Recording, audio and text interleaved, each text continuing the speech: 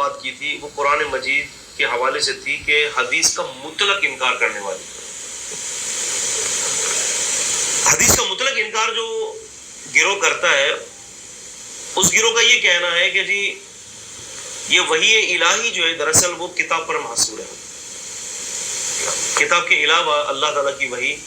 نازل نہیں ہو رہی۔ اب اگر جب ہم دیکھتے ہیں قرآن مجید کو تو قرآن مجید جو ہے ہمیں زندگی گزارنے کا جو ضابطہ دے رہا ہے وہ صرف قرآن نہیں دے رہا بلکہ اللہ تعالیٰ نے سورہ انبیاء سورہ نمبر 21 میں اور آیت نمبر 107 میں فرمایا وَمَا أَرْسَلْنَاكَ إِلَّا رَحْمَةً لِلْعَالَمِينَ،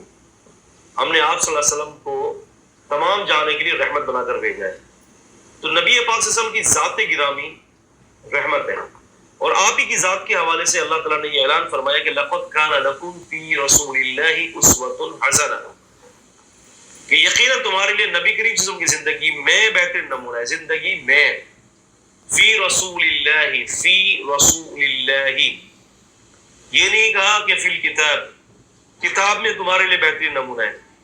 دراصل کتاب تو ایکٹس اور آرڈیننس کو جاری کرتی ہے، احکامات، حدود، لیکن رسول اللہ صلی اللہ علیہ وسلم کی زندگی جو ہے وہ دراصل اس کتاب کا پریکٹیکل ہے۔ آپ اگر پریکٹیکل کو الگ کر دو گے تو پھر آپ قرآن مجید پر عمل کیسے کر سکتے ہیں؟ اگر اللہ تعالیٰ کو صرف یہ کتابی ہدایت کے لیے بھیجنی تھی تو اللہ تعالیٰ کہیں بھی یہ قرآن نازل کر دیتے اور حکم دیتے تھے کہ یہ قرآن لے لو بس جیسے چاہے، as you wish and as you like, جیسے آپ کی مرضی، جیسے آپ کی پسند، ایسے آپ اس کے اوپر امپلیمنٹ کریں، بس آپ عند اللہ ماجور ہو جائیں گے، اللہ کے نزدیک اجر والے ہو جائیں گے، عند اللہ ماجور۔ لیکن اللہ تبارک و تعالیٰ کی منشا یہ نہیں تھی۔ اللہ تعالیٰ کی منشا یہ تھی کہ اس قرآن کو نازل کرنے کے بعد ایک ایسے نبی کو مبعوث کیا جائے کہ جو قرآن مجید پر عمل کرے، وہ بھی وحی کے مطابق، اور پھر امت جو ہے اس نبی کی پیروی کرے۔ قرآن مجید میں سورہ نساء سورہ 4 میں یہ بڑا واضح طور پر بیان کر دیا گیا وَمَا أَرْسَلْنَا مِن رَسُولٍ إِلَّا لِيُطَاعَ بِإِذْنِ اللَّهِ، ہم نے کوئی رسول نہیں بھیجا مگر اس لیے بھیجا ہے کہ اس کی اللہ کے حکم سے اطاعت کی جائے۔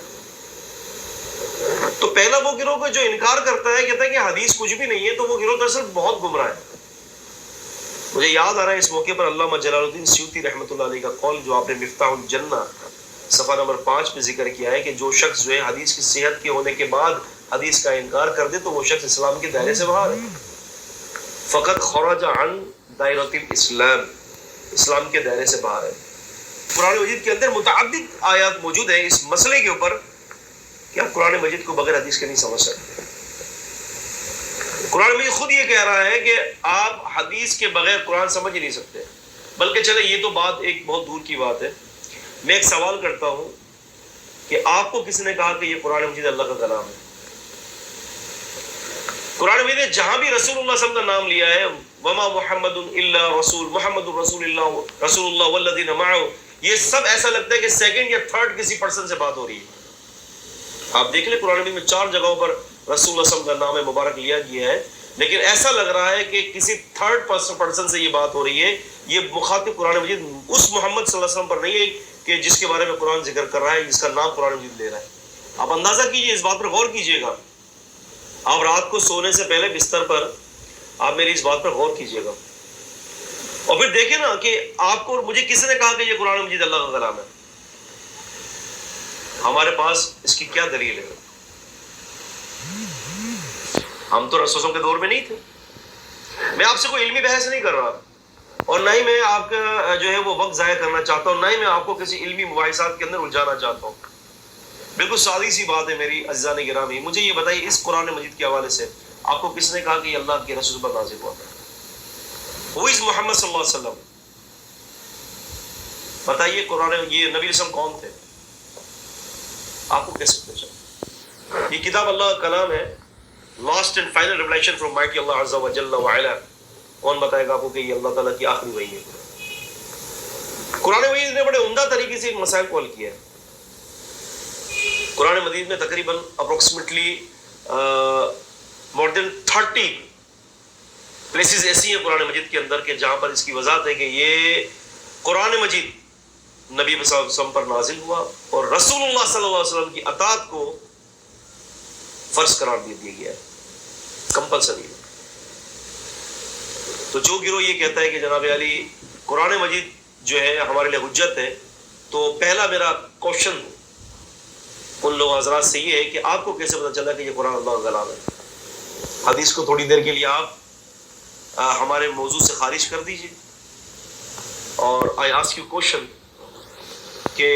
مجھے یہ بتائیے کہ یہ قرآن اللہ کا کلام ہے، ورڈ آف گاڈ ہے، تو یہ کیسے پتہ چلا مجھے اور آپ کو؟ نہیں ہے،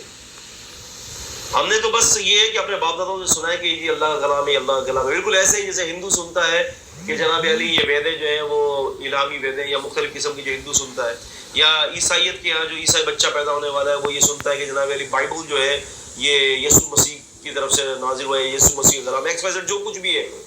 ببلیکل پوائنٹ آف ویو ہم دیکھ لیں، مگر یہ مختلف قسم کی بات ہے جو مختلف مذاہب کے پیروکار جو ہے، اس کے جو فالوورز جو ہیں وہ باتیں کرتے ہیں، مسلمان بھی یہ بات، ہم بھی یہی بات کر رہے ہیں، بٹ ہمارے پاس اس کی کیا دلیل ہے کہ یہ اللہ تعالیٰ کی طرف سے نازل ہے؟ یہ تو بات 100% ثابت ہے کہ بائبل موجودہ جو بائبل ہے، اگر ہم ببلیکل پوائنٹ آف ویو سے بات کرتے ہیں، اور اگر موجودہ دور کی جتنے یہ ویداز ہیں، موجودہ دور کی جو ہندو دھرموں کی جو کتابیں ہیں، سکھوں کی کتابیں ہیں، بدھ مت کی کتابیں ہیں، وہ کوئی کتاب بھی جو ہے وہ پائے ثبوت تک نہیں پہنچتی، اس کے اندر ایک گڑبڑی مچی ہوئی ہے، کانٹرڈکشن کا ایک ڈھیر ہے، ایک سمندر ہے، لیکن یہ قرآن تو اللہ کا کلام ہے نا،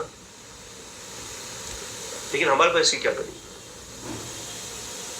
تو جو حضرات یہ تکلف کرتے ہیں حدیث کو چھوڑنے کی، تو میرا ان حضرات سے یہ گزارش ہے کہ مجھے بتائیں کہ اس قرآن کو آپ نے کیسے پہچانا کہ یہ قرآن اللہ کا کلام ہے؟ آپ نے نبی کریم صلی اللہ علیہ وسلم کو نہیں دیکھا، آپ اپنے باپ داداؤں کی بات پر اعتماد کرتے ہیں، تو آپ کے باپ داداؤں کے اعتماد سے زیادہ تو ہے اس بات کے مستحق کہ نبی پاک کی صلی اللہ علیہ وسلم کی بات پر اعتماد کیا جائے، ہے نا؟ آپ ذرا اپنے من سے پوچھیے، باتیں میرے پاس بہت زیادہ ہیں کرنے کے لیے، دلائل کے ڈھیر ہیں، لیکن میں چاہتا ہوں کہ کچھ ایسی باتیں ہو جائیں کہ جو ناظرین اور میرے درمیان، یعنی یوں سمجھ لیں کہ دل کی بات ہے نا، کچھ اندر کی باتیں ڈسکس ہو جائیں۔ تو جو لوگ حدیث کو نہیں مانتے ان سے میرا ایک بنیادی سوال ہے، دلائل تو اتنے ہیں کہ اگر میں آپ سے بات کروں تو آپ یقین جانیے کہ پورا دن بھی اگر میں آپ سے کہہ دوں نا کہ پورا دن میں بات کرتا رہوں آپ سے، تو پورا دن جو ہے بات اس پر ہوتی چلی جائے گی، لیکن میرا پہلا یہ سوال ہے، جو حضرات حدیث کو نہیں مانتے ان سے میری گزارش یہی ہے کہ کتنے ایسے نبی آئے ہیں، نبیوں کی تعداد کا علم اللہ کے پاس ہے، قرآن مجید نے تقریباً 24-25 انبیاء علیہ السلام کا تذکرہ کیا ہے، مجھے بتائیے 4 نبیوں کے علاوہ کون سے ایسے نبی جن پر کتابیں نازل ہوئی؟ تو پتہ چلا کہ امت کی ہدایت کے لیے کتاب کا ہونا ضروری نہیں ہے، امت کی ہدایت کے لیے نبی کا ہونا بڑا ضروری ہے۔ اگر کتاب کا ہونا ضروری ہوتا تو پھر اللہ تعالیٰ نبیوں کو نہیں بھیجتا، کتاب کو بھیج دیتا، لیکن ہم دیکھتے ہیں اسلامک ہسٹری کی طرف اور انبیاء علیہ السلام کے حالات اور معاملات کی طرف دیکھتے تو ہمیں پتہ چلتا ہے کہ ہر نبی پر کتاب نازل نہیں ہوئی۔ 2 وحی کی قسمیں ہیں نا، ایک ہے ایکسپریس ریولیشن، وحی جلی، اور دوسری ہے وحی خفی۔ تو وحی جلی تو قرآنی صورت میں ہے، وحی خفی ہر نبی کے ساتھ ہے۔ آپ دیکھیں شعیب علیہ السلام، ہارون علیہ السلام، یحییٰ علیہ السلام، زکریا علیہ السلام، ادریس علیہ السلام، نوح علیہ السلام، ان نبیوں